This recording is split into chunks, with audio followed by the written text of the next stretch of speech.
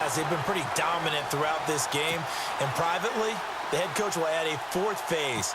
That's the coaching, and he'll tell the ownership that as he tries to negotiate a new contract off of this win. They are looking strong here in the fourth quarter. And it's up and good. Scoring summary, 3-play drive. And it's C.J. Anderson who tops it off with the touchdown run.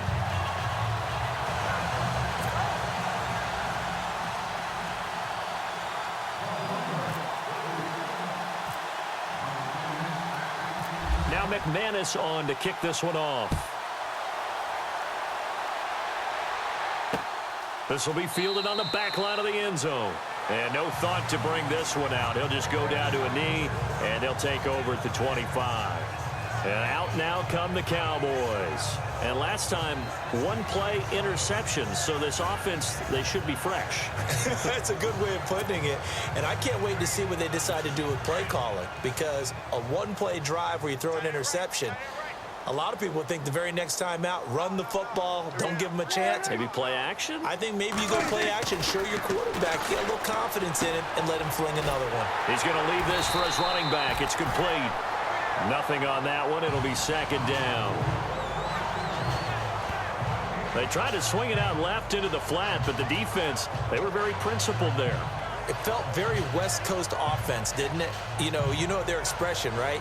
On a West Coast offense, when they throw the ball, it's either going to be a touchdown or a check down, meaning they like to press it downfield. If they don't have it, swing it out, which is exactly what we saw there. But how about the great pursuit and tackle to make a nice play?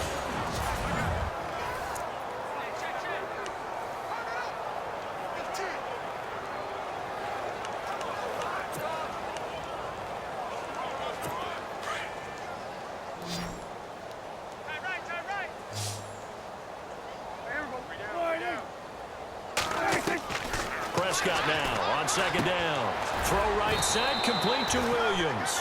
And he'll get it up near the 35, right at the 34 here. 8 yards on the completion, but now they face third down.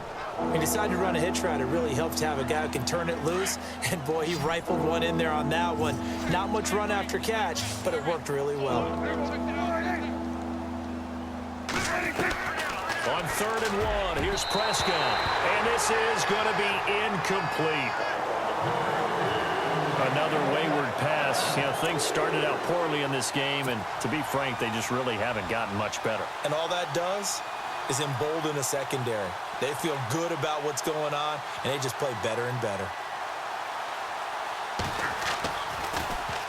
Averaging over 50 yards a punt so far as this one's away. That's fielded at the 8-yard line. Oh, able to avoid him. Great blocking on the return. It springs him for 25. And that will come the offense as they take over. Now this Broncos offensive unit ready to head back out onto the field. And this game comfortably in hand. The scoreboard speaks for itself, but you still got your starting quarterback out there. When do you go to the backup? Let him get some time. And that's one of the great questions in the NFL, Brandon, because I'm just going to tell you,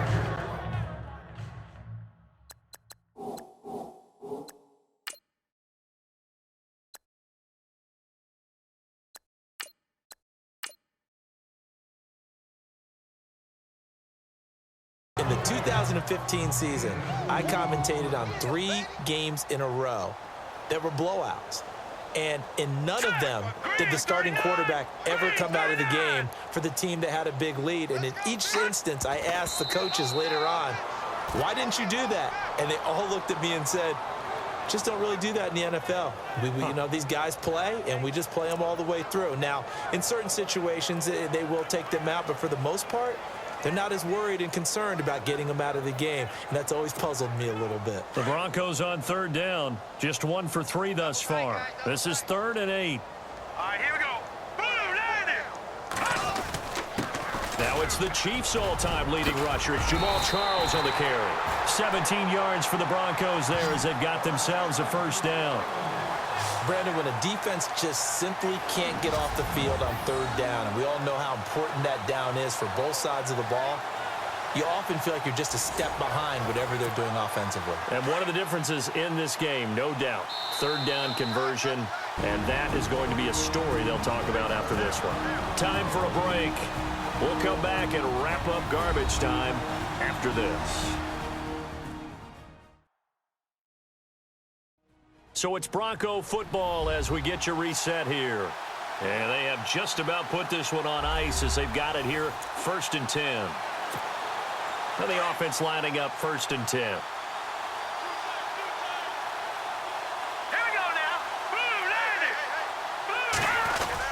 Back to the ground. This time it's Anderson. And able to push his way forward here for a good little gain. 5 yards is the tally on 1st down. That brings up 2nd and 5. Oh, that's one to warm the hearts of all those old-school football players, isn't it? Tough, hard, gritty run. Got behind his pads, bowled over a few people. Look at that one, right up the gut. Saw through 3 quarters, no reason to lighten up now. And he'll get it down on the play to the 37. It's a pickup of 6 and good enough to move the chains.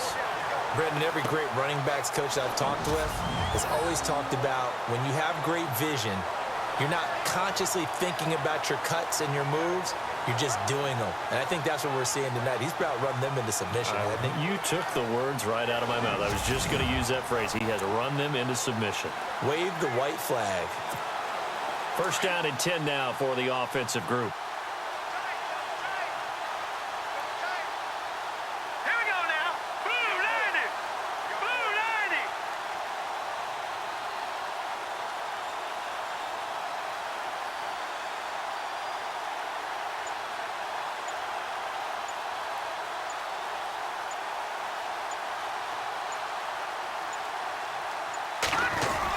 They run with Anderson. He's been the bell cow tonight.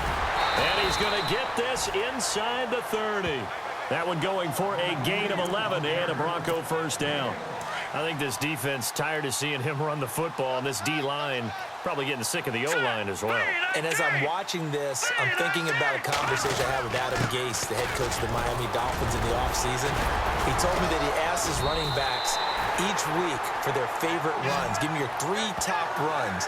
And right now, you're seeing a guy that's probably using his top runs to great advantage in this game. He is in a zone. Into the 4th quarter now. The offense has got to feel like they've imposed their will and kind of taken the life out of the defense. And you can see it from the perspective of the guy carrying the football. And they are going to score again. Yet another touchdown as they just add to their totals. I tell you, Charles, you play to the final whistle, I get that. But there are a few folks that might not be too happy with that score late in the game with it already well in hand. You seem a little squeamish about that last score. I struggle with it. I struggle.